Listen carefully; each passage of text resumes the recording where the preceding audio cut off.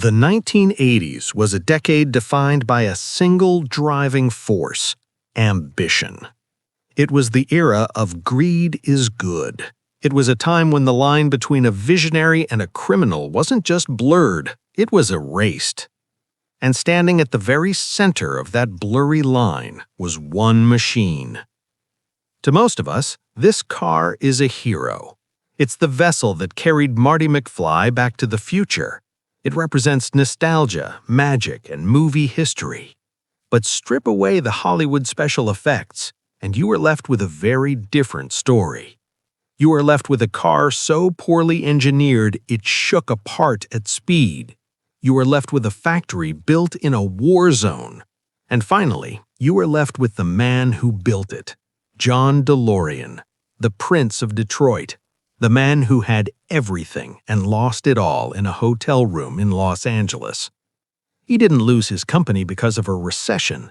He lost it because he walked into a hotel room to negotiate a $24 million cocaine deal with the FBI. This isn't just a car crash. This is the story of how the American dream drove off a cliff.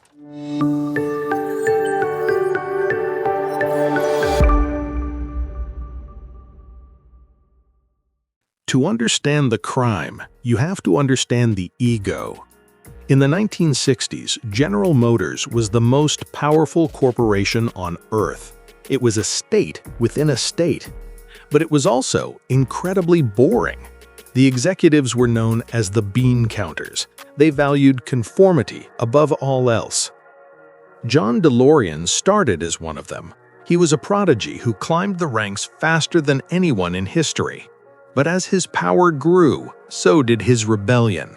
He grew his hair long, dyed it jet black, and swapped his white shirts for unbuttoned Italian silk suits. He wasn't just an executive, he was a rock star. And he had the wins to back it up. Against the wishes of the boring bosses, he slipped a massive engine into a mid-sized car and created the Pontiac GTO. He single-handedly invented the muscle car era and made GM billions. He felt untouchable. He believed he was smarter than the system. But by the early 70s, the romance was over. He was disgusted by GM's focus on penny pinching over engineering, famously saying, "We're not in the car business, we're in the money business." In 1973, he did the unthinkable. He walked away from a salary equivalent to $4 million today to start his own car company. The vision for the DeLorean Motor Company was noble. John wanted to build the ethical sports car, a car that would last 20 years, made of rust-proof stainless steel. It was going to be a masterpiece, designed by the legendary Giorgetto Giugiaro. But dreams are expensive. John needed $175 million. He tapped celebrity friends like Johnny Carson and Sammy Davis Jr. He set up a dealership network, but it wasn't enough. He needed a massive government grant. He needed a country desperate enough to fund a risky startup. He found one in the last place anyone expected, Northern Ireland. In the late 70s, Belfast was a war zone. The IRA and loyalist paramilitaries were killing each other in the streets, and unemployment in some areas was nearly 30%. The British government was desperate for a win. John pitched his factory as a peace project, promising to build it right on the sectarian divide. The government bit the hook, handing him nearly $100 million in loans and grants. It was a massive gamble in a city that barely had a functioning bus system. Construction began in Dunmurry, but reality set in quickly. The workforce was enthusiastic but had never built cars. Many had never even held a job before due to the war. They were learning how to assemble a complex luxury vehicle from scratch. And the car itself was in trouble. The original prototype didn't work. John had to bring in Colin Chapman from Lotus to redesign the entire vehicle in just 18 months, a process that usually takes 5 years. The car became a Frankenstein monster of parts. But while engineers panicked, a different kind of engineering was happening in the books. Investigators later alleged that millions of British taxpayer money was funneled through a shadowy Panamanian shell company called GPD Services and vanished into personal accounts. In January 1981, production began. But the timing couldn't have been worse. The U.S. economy was entering a recession, and interest rates were skyrocketing. The winter of 1981 was brutally cold. No one was buying sports cars. When the cars finally arrived in America, reviews were brutal. The stainless steel showed every fingerprint. Alternators failed. And the price? It had ballooned to $25,000, the same as a Porsche 911, but slower and less reliable. Sales stalled, and cars piled up on docks unsold. To make matters worse, Margaret Thatcher was now in charge in London. She didn't believe in bailouts. When John came asking for more money, she slammed the door. By 1982, John needed $17 million immediately to avoid bankruptcy. He was frantic. Enter James Hoffman, a neighbor of DeLorean's and a former drug smuggler turned FBI informant.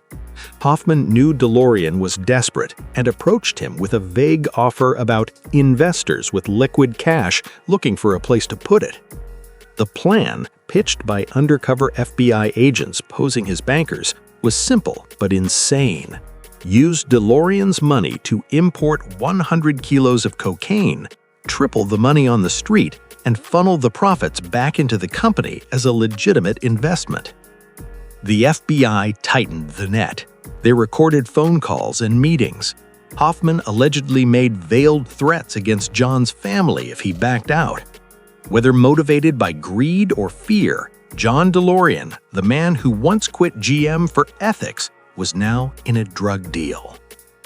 October 19, 1982, the end game.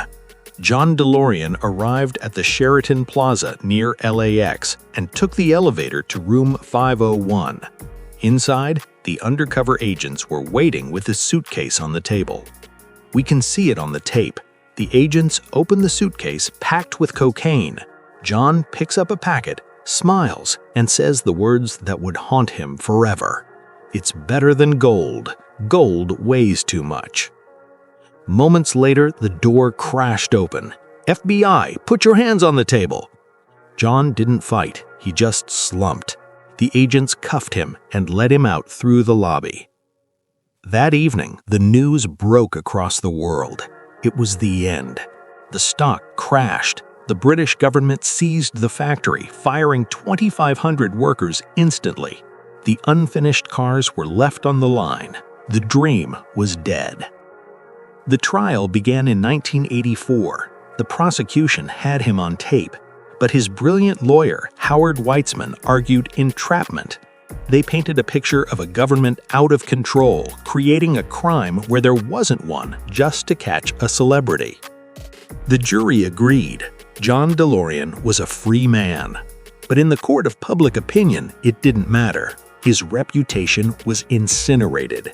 He was bankrupt, his wife left him, and the millions from the Panama scandal were never recovered. Today, the DMC-12 is a legend, representing a retro-futuristic optimism we all love. But its creation is a warning. John DeLorean blurred the lines between business and crime until he couldn't see them anymore. He built a time machine, but in the end, he ran out of time. Thanks for watching. If you enjoyed this deep dive into the dark side of business, hit that subscribe button. We'll see you in the next one.